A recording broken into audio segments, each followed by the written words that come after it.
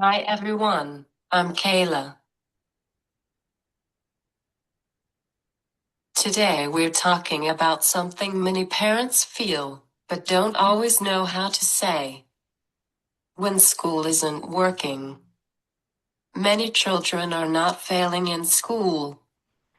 The environment is not supporting them.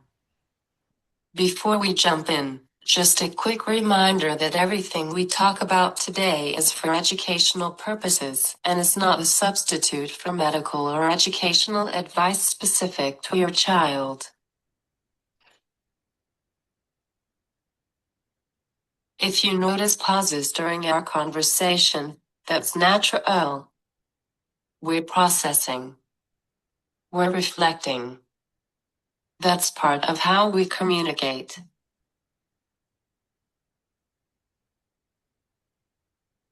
Hi, I'm Michelle Turner from Movement Lesson, and I'm here with Kayla, and we are talking about when school's not working. Now, please, this article or this podcast is not about school bad, and not working with a child. Yes, sometimes there are differences, but this is what we're talking about. It's when there's a broken context of when the school is not working out for your situation. And there's many situations that we would like to cover. School systems are amazing. Your child's amazing. Yeah.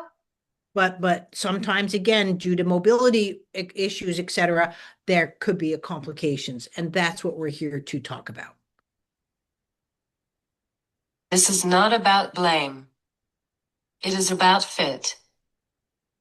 Yep, optimal.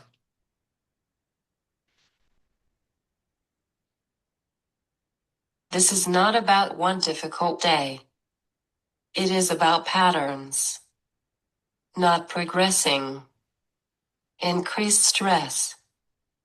Decline in health, behavior, or function. Right. So what happens usually in this situation, the parents start feeling the disconnect sort of before they can explain it. I have to say this as a parent whose child went to school for the blind, started off with, went to special education, also went to gifted education, and went to college. We've gone through the differences. Kayla is right now in college and doing exceptionally well. But what it is that it's not that we can't explain it per se. What I really want to stress is even though you have a child that needs special considerations, we weren't taught going into parenting that we were going to help teach our kid how to see or to help our child how to have mobility and not only that, a lot of parents just aren't good even at schoolwork to teach that. And so when the school's not working, it can fear us big time because you're thinking homeschool is the only option. There are charter schools or other schools that did really, like my son went to Foundation for Blind Child, right? So he was not able to even do first year preschool because he was so visually impaired. So again, the school environment wasn't the right thing for him. He did go into another school environment. But again, lots of states don't come at you with the menu and say, these things are all available for your child. What would you like to do? You will find this information from podcasts, from other parents, and that's where it goes.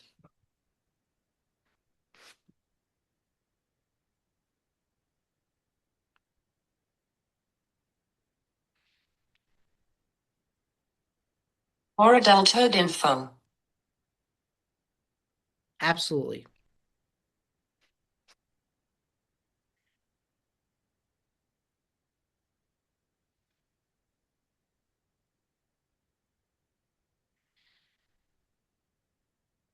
Health is not separate from learning. No, but it can. Health should not. There's medical stability, and then there is movement development, cognition skills, school, and they have to intermix. But for a mom who's had a child with an immune deficiency, or no immune to a bacteria, I shouldn't even say deficiency, he doesn't have one, and he's had 30 surgeries due to his infection complications. Sometimes your child's literally too sick to go anywhere, much less school. So health, but is not the only consideration to look into this.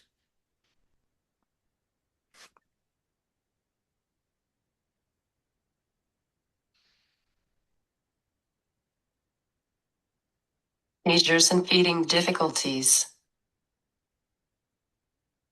So when you have health considerations, the first thing you want to look at your school system is how is the support there, which is nursing.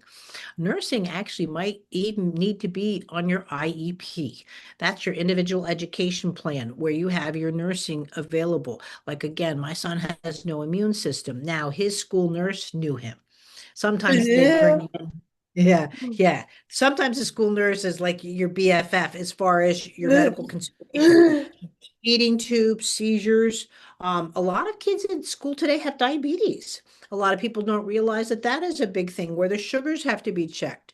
So nowadays, what they're trying to do is say the nurse has to go in between two schools, and that's when I put nursing down in the IEP. So that nurse had to be there full time, right? I didn't want to lock the nurse up with shackles underneath their legs, but the nurse didn't want to lose providing for the child. But if my child, let's say, is diabetic, which he's not, it's one thing we don't have to worry about at the moment, but he, the nurse needs to be there to check these children. And so if the nurse is now having to maintain their physical presence for 2 to 3 schools, these kind of things get overlooked. And a child with diabetes might not be on an IEP, right? That doesn't mean they have developmental concerns. And this is why we present we're rocking your world, but we're rocking your world for everybody that just needs that special considerations and something to think about. If the body is not supported, learning is limited. Right. Or my son did mainstream when he started to separate from fully contained to mainstream in the morning because he just had more energy. They watched him and realized in the afternoon he was starting to crash. It was much more fatigue, visual fatigue as well as social emotional. And so then he would go more into a containment system as a way. But again, your school system might not have these availabilities to help your child in these ways. If you find in any way that they're like my way or the highway, this might be again a disconnect that's happening for your child. But please, I want to start off with this one. Just because your child has one bad day doesn't mean everything needs to be changed. What you're looking for here is patterns. If a child is starting to really regress, they don't want to go to school, it becomes more of a maybe a social or behavioral issue and so forth. Again, might not be a good fit. There could be an aggressive child there, or they're starting to lose skills, let's say. Consistency is required for progress. Oh, absolutely. Absolutely, especially if your child has difficulty. It's my number one thing. Every day there needs to be progress. Every day. And it could be this much, but you don't want regression, especially for a Access is the goal. yeah, access as well. So that's a whole nother conversation. Support must match the level of need. Right. So you need your child to be observed properly. Make sure that everyone has looked at your child. I actually recommend highly, even in case situation, orientation and mobility. You have to be able to make sure that not only is your child being looked at for physical therapy, occupational therapy, and speech, you might want the school psychologist involved to do a basic arrangements on your child's needs, vision. But I really like orientation and mobility. A lot of people don't think about that one, but it's basically they're looking at the orientation of the classroom. Is the classroom, let's say, too visually cluttered? Smells, everything like that. Access to buses, access to the hallway, getting to the library. Uh, just because your child might be, let's say, needing walker or wheelchair assistance, doesn't mean they don't get to go to the library with everybody or recess. These are your child's rights to go on these things. And if they're being overlooked or bypassed that way too, it's not necessarily a good fit for your child because they're there to experience all of school just like everybody else. Some environments overwhelm the system. Yeah. Great example. My son, high school, he did student council. Now, did he go to the prom? No. He went before the prom to set it up. After the prom to clean up, he wouldn't go to the prom. He also did, this is the funniest thing, he did concession stands. I couldn't take him to a football game if he tried. Too loud, too noisy. He'd cry. At this age, at 23 right now, if I took my son to a game, he would sit and cry. He just can't, there's no structure for him there. He just can't handle it. But at the same time, I said, Graham, what is the difference that you can go sit concessions at a football game? He goes, but I'm working. You know what I mean? So he would just be like, but I'm working, so that was okay. But just to sit and watch the game, he never went to recess, even in high school, not recess, pep rallies, things like that. Even though he was in student council, it just there'd be these fine lines, but he worked around it. He was able to, but not all kids can. Behavior is often a response. Right. But if your child is, let's say, if there is a pep rally and things like that going on with your child, and your child just can't tolerate it, but the school is trying to say, oh, this is part of sensory integration. And I get it. There are times where you have to say, let's just try this. But if your child's not in a position to matriculate in those areas, again, these are just some signs that maybe the school that you're with is just not working for your child. Behavior reflects unmet needs. Behavior, first of all, for fatigue, visual, too much clutter, can also be thrown out as behavioral. And again, that it's just not a good fit. Probably my biggest sadness for Graham, and I didn't realize it had happened. He quit choir. Why? Because the choir teacher would say no talking, and the kids would talk. And he just looked at it that she had no control over that environment, and they didn't listen, and he just left, and there was no going back. And so again, not everything is going to be perfect, but I'm sorry that he lost that singing. Which indicates a mismatch. Right. Ability And cannot always be seen in the wrong environment.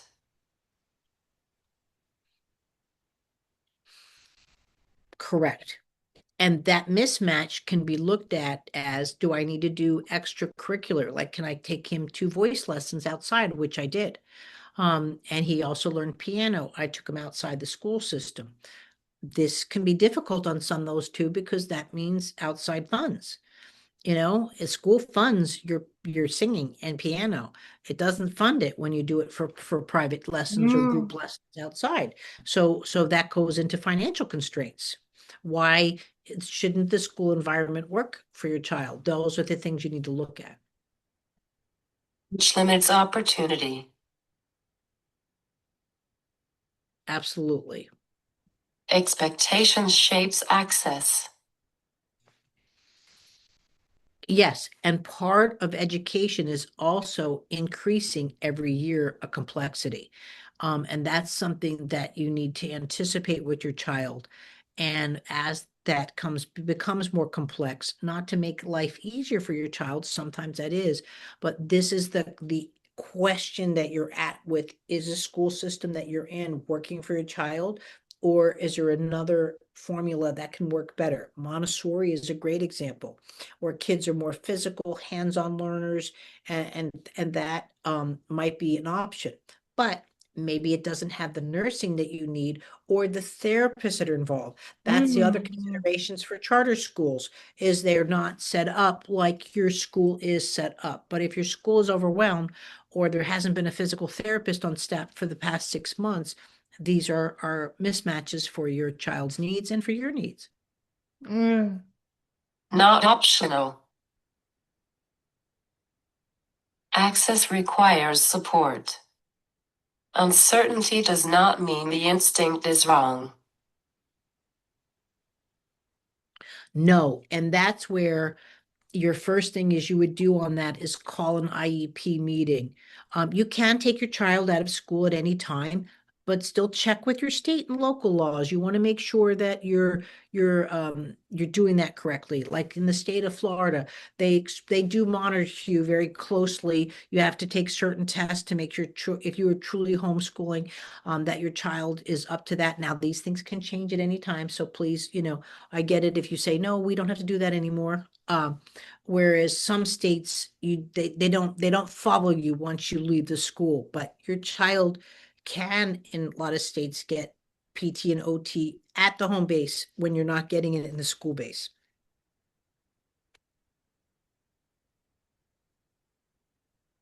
They should. Yes, they should, but every state is different. So in the United States of America, every state uh, offers and spends their federal dollars, Article 19 dollars differently. Arizona is actually one of the best states for these things, and Arizona is big for charter schools. So if your child leaves the school system, goes into a charter school, and there's autism charter schools, there's just schools for cerebral palsy. It's not about just going to a higher acceleration or a Latin-based school or STEM-based schools, but it will take dollar for dollar what they get from the school system and put it into the charter. In some states, now that's private funding, right? So they will take money in Arizona from the school and put it into Montessori, let's say. And I'm not picking on Montessori, it's just the name that's coming to my head. And a lot of people are familiar with it. But in New Jersey, I think that would be different, that if you decide you're going to go to Montessori, it's out of your pocket, right? The school money stays at the school money. And so again, these are considerations to take into part. And this is where, as a podcast, again, this is for educational information for you to take into consideration of what's going to happen with your funding and direction of care. These are common, but it is not always the better one. There's no perfect system. There's no perfect system, but at the same time, you are going to have to step up at that point and possibly even create one. Your first really one place to get creative is your IEP. And we have a great podcast on an individual education plan. Again, I'm in state of Arizona. State of Arizona actually has an ISP, individual service plan, with your home environment for disabilities. So in Arizona, disability stays with you for life, possibly, like my son has, where a lot of school systems, once your child gets to 3, you lose the state program and it goes right to the school program. So leaving the school program can get pretty scary for some people. And this is where again, even social media is great. There are great environments on, let's say, Facebook on homeschooling or ESA empowerment scholarship. Some states do that. Arizona is an empowerment state scholarships state. So is Florida. But other states are not.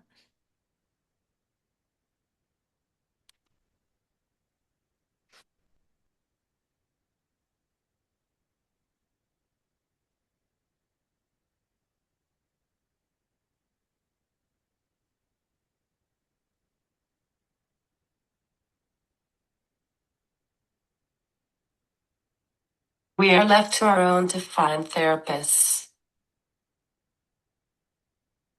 Yes, at the end of the day, you're left to your own to find therapists.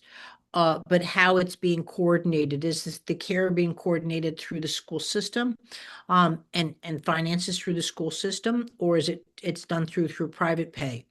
I'm just bringing this up too before you jump and say you have a bad day at school, and I'm not saying it's going to be that easy, but you've decided to remove your child from a school environment or this school environment. Make sure again you've got everything backed up and ready to go, because that doesn't mean you're able to matriculate to a charter school. That doesn't mean even as a homeschool that's something that you are set up to do. In some states, you can get paid as a caretaker to take care of your child, to work on those needs as well. If you are a full-time school teacher, but you also can say that it's part of rehabilitation or hab and respite for your child, and doing it through there and getting paid. Or there's CNA applications. Colorado, I think, has this, as well as California. Observation informs decision. Options create possibility. Progress is not just about effort. It is about fit.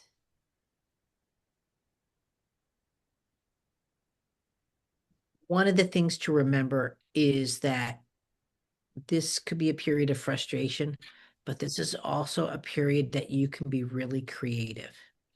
Can we create a better environment? In some cases, maybe your child's going to school a half day versus a whole day. And so you have that again, depending on how your school works with you. Um, Again, Kayla loves horseback riding. Is there a way of her going into a tech program that's more about equestrian care and availability, or working on early business classes, but early business classes around her horsemanship and what she's doing with there? Can she do more nonprofit training? Depending, again, obviously, this is in a second grade conversation. This might be more high school, where kids are looking to go more into a tech program or a STEM program. And again, her interest is in horses. That doesn't mean your child's interest are there. When you do go to a charter school, you do lose a lot of the arts in most cases. There's no marching band per se. Language arts might be difficult. Singing, choir, any of those art-based programs might not be in a charter school. So looking at the whole of your child and their needs might be different today. Maybe today they don't want to draw, but next year all of a sudden they're more mature. And that's why band really doesn't start till like the fifth grade in some schools, fifth, sixth grade, where you can start picking an instrument. Some it's earlier, and having your child involved in those things. The right environment allows the individual to meet challenges. The right environment, and also just again, this is where we're here. There is the right environment for your child, more medically stable. If you have a shunt, a G tube, and verbal skills, communication skills that you have to work on. Again, do you need nursing and you need more communication support? That might be something like that. You might have to be where, again, you have mobility. Where do you need mobility to support? A situation, I don't want necessarily my kid or child, sorry, in a stander, let's say for 5 hours straight. Are they right? Are they being left in and out? Like, or they have toiletry?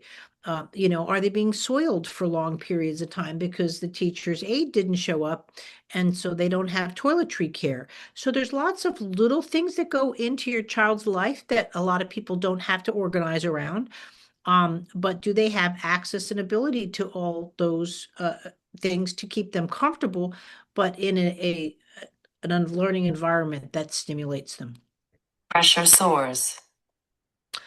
Pressure stores, not only from wheelchairs, AFOs, SMOs, if they're not, properly, the socks aren't placed properly, or feeding snacks. Your child might be in a gluten-free environment, but they got a hold of some Oreo cookies that Johnny had, and that they got gluten into their diet, or these are affecting diet in a longer environment.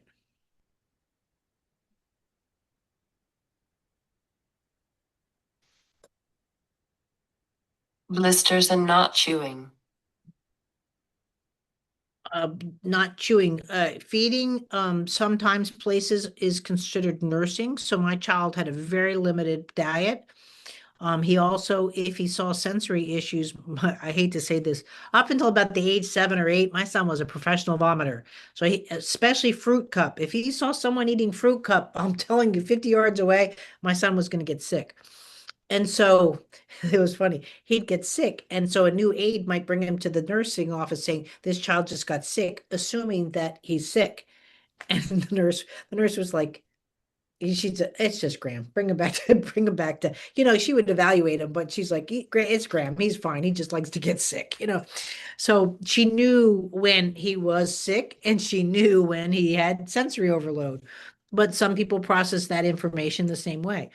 And they have to protect themselves to make sure, because you don't want your child getting sick and them saying, oh, he just threw up because he saw someone eat, and really he was getting sick. So, that's where, again, the nurse was my best friend with Graham in his early years.